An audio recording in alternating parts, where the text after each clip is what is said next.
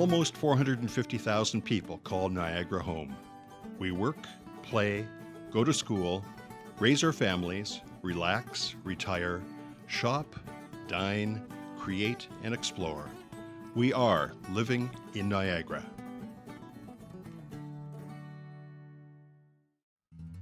Beginning in 2008 and released every 3 years, the Living in Niagara report measures quality of life over 12 sectors. People are taking action to improve life every day across Niagara.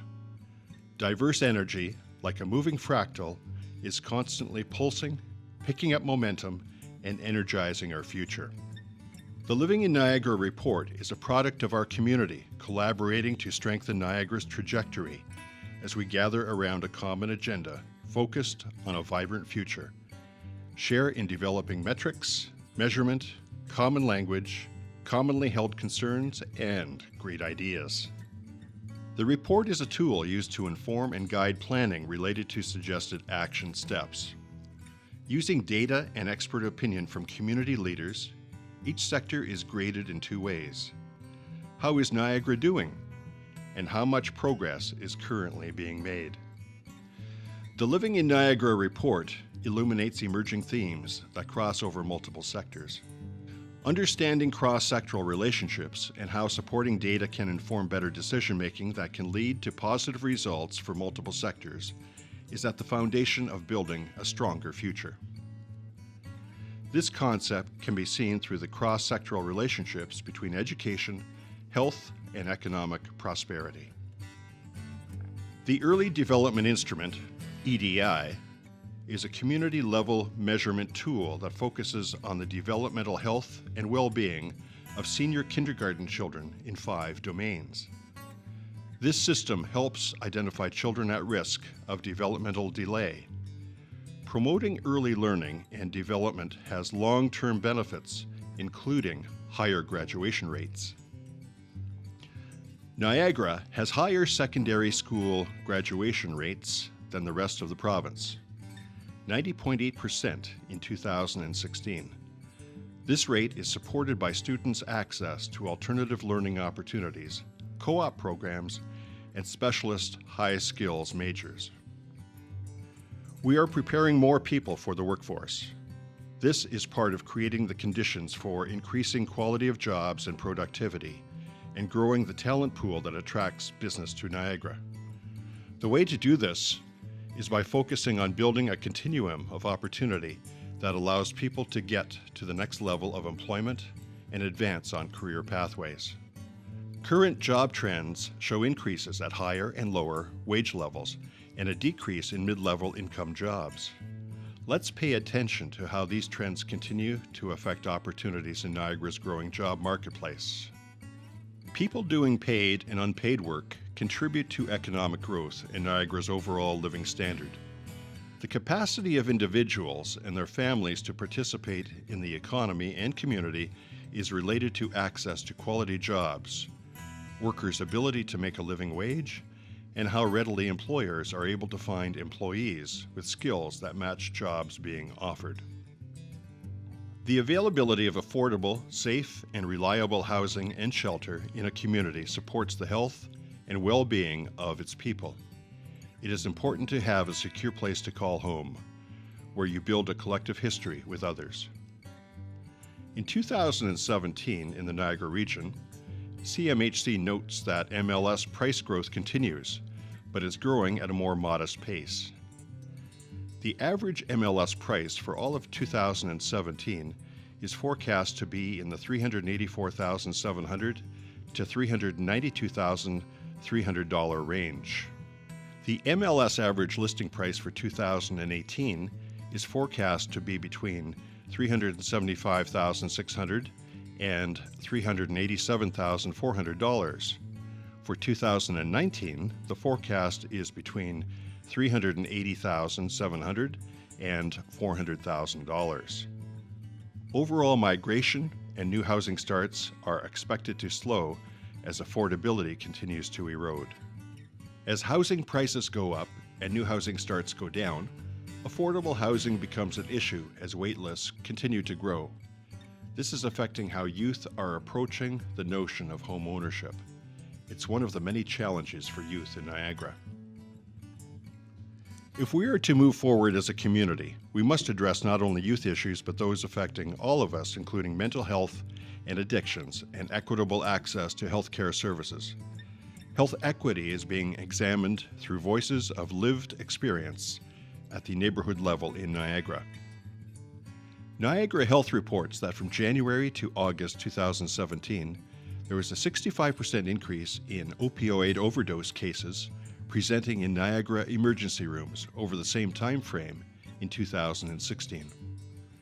An increasing number of interagency partnerships are being formed that combine complementary frontline worker skills to de-escalate emergency situations, help individuals access required mental health and addiction services, and free up police and ambulance services to respond to other calls. Between May 2015 and July 2016, the Niagara Youth Court Screening Initiative, NYCSI team, of 8 service providers screened 81 first appearance youth. Of those youth, 80% identified with mental health and/or addiction issues. Addressing our growing community requires us to look not only at mental health, but physical health too. Sectoral linkages exist between health and wellness and all other living in Niagara sectors. There is an increasing focus on making a positive impact on people's lives and the vitality of Niagara through promotion of wellness, prevention of illness, early identification, integration, and equitable access to services. Identifying predominant areas for prevention is key. Obesity, and obesity in youth, is on the rise and is a major contributor to numerous health challenges. Niagara Nutrition Partners, NNP, is a region-wide initiative providing coordinated nutrition programs, breakfast, snack, and lunch, in elementary and secondary schools, as well as community-based programs. NNP is able to offer support to nutrition programs through provincial grant programs and local fundraising efforts. Increased education and access to better nutrition includes using local food resources. Agriculture remains a driving force within Niagara. We are part of the agri-food business cluster in the Golden Horseshoe that generates an estimated $12.3 billion in economic activity in Niagara, Hamilton, and the GTA. Our unique geography and environment contribute to residents' and visitors' quality of life and provide an iconic setting for specialized business opportunities. When we appreciate, understand, and protect our natural assets, and take a thoughtful approach to waste management and climate issues, we are building a sustainable future.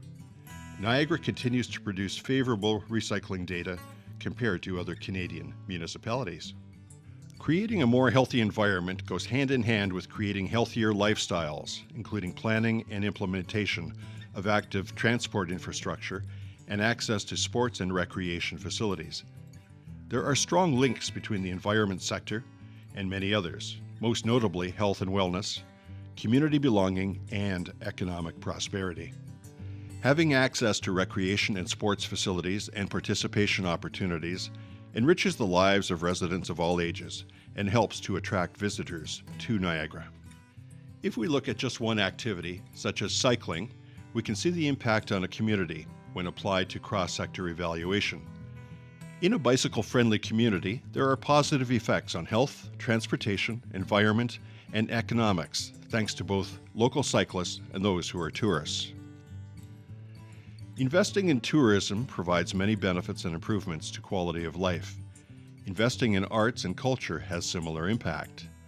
The presence and creative expressions of the arts, culture, and heritage provides vibrancy for the community and an atmosphere of vitality, diversity, and inclusion. Of course, all the wonderful things available in a community are meaningless unless people have access to these places and services. The ability of people to access various modes of transportation in our rural-urban mix region is fundamental to prosperity and well-being for all. Niagara's attractiveness as a place to live, work, learn, play, visit, put down roots, raise a family, and grow older is affected by availability and accessibility to transportation assets. Niagara is investing in transportation. Communities that are taking a lead in transportation are also including age-friendly planning. We are trending with more seniors in the workforce. In fact, we have more individuals aged 55 plus than other regions of Canada. The Age-Friendly Niagara Network is engaging diverse partners to implement the Niagara Aging Strategy and Action Plan by focusing locally on inclusion of people of all ages through WHO, World Health Organization, livable community principles, transportation, housing, prosperity, safety, and health. Shifts in population demographics continue to affect our planning as our population grows. Another source of growth is newcomers to Canada. They require community support and resources to get started. Investment in creating positive conditions for not only newcomers and refugees, but early childhood development and young people starting out strengthens those people's ability to contribute to a vibrant Niagara. The Living in Niagara report, its 12 sectors, and its companion tool, Niagara-knowledge-exchange.com, NKE, are described, built, and owned by the Niagara-wide community. Niagara Connects and the Living in Niagara report and the Niagara Knowledge Exchange tools are cornerstones in building a culture of evidence-informed planning for Niagara. Hundreds of people contribute to the report because they understand that we are all stronger when we intentionally work together, share our information, and re-examine it when combined into a broader, nuanced picture. Weaving our data and knowledge together allows us to align individual and collective planning. This is how we rethink Niagara, by collectively focusing on an upstream, proactive, evidence-informed approach to planning for action that creates the conditions for a more vibrant future.